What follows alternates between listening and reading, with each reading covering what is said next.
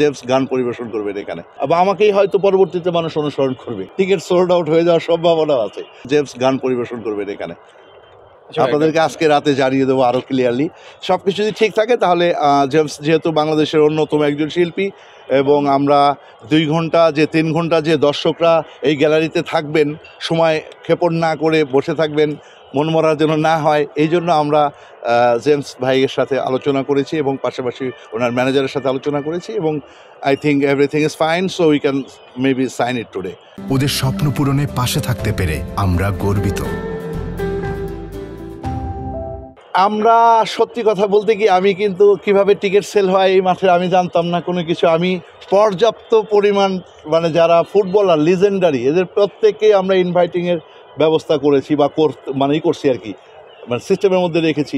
আমি অনেকগুলো বিষয় করেছি যা বাংলাদেশে আগে হয়নি। আবার আমি আগেও বলতাম, আজও বলছি, আমি কিছু কিছু জিনিস করবো যা বাংলাদেশে আগে কখনো হয়নি, বা আমাকেই হয়তো পরবর্তীতে মানুষ অনুসরণ করবে। আমি জানি না কেন, কারণ আমি একটু ডিফারেন্ট চিন্তা করি, ইভেন আনটিল ডিফারেন্ট চিন্তা করতেছি। আমার যেহেতু একটা মানুষের একটা চাহিদা থাকে, প্রত্যেকেরই, কেউ দুধ বিক্রি করে মদ খায়, কেউ মদ বিক্রি করে দুধ খায়। আমরা বাংলা প্রবাদের সাথে মিশে আছি, সেম লাইক দ্যাট। আমার ভালো লাগে কোনো কিছু করতে পারলে বাংলাদেশের মানুষের জন্য।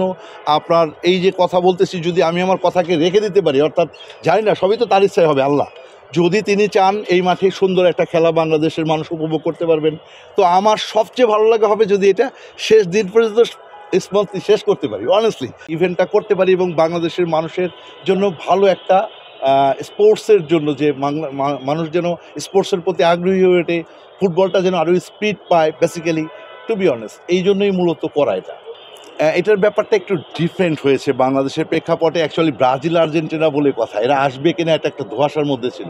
ইভেন আপনারা যারা জার্নালিস্ট তারাও ছিলেন ধোঁয়াশার মধ্যে, যে অ্যাকচুয়ালি সত্য না মিথ্যা, টিমটা কি আদৌ আসবে কি আসবে না, এরকম একটা কিছু ছিল। কিন্তু আমি যতটুকু বাংলাদেশে বুঝতে পেরেছিলাম, তো শেষ পর্যন্ত আমি যতটুকু জানি টিকিটটা হয়তো ওইভাবে আমরা রেসপন্স না পেলেও, আজকে যখন টিম অ্যারাইভ করেছে এরপর থেকে কিন্তু ভালো রেসপন্স পাচ্ছি।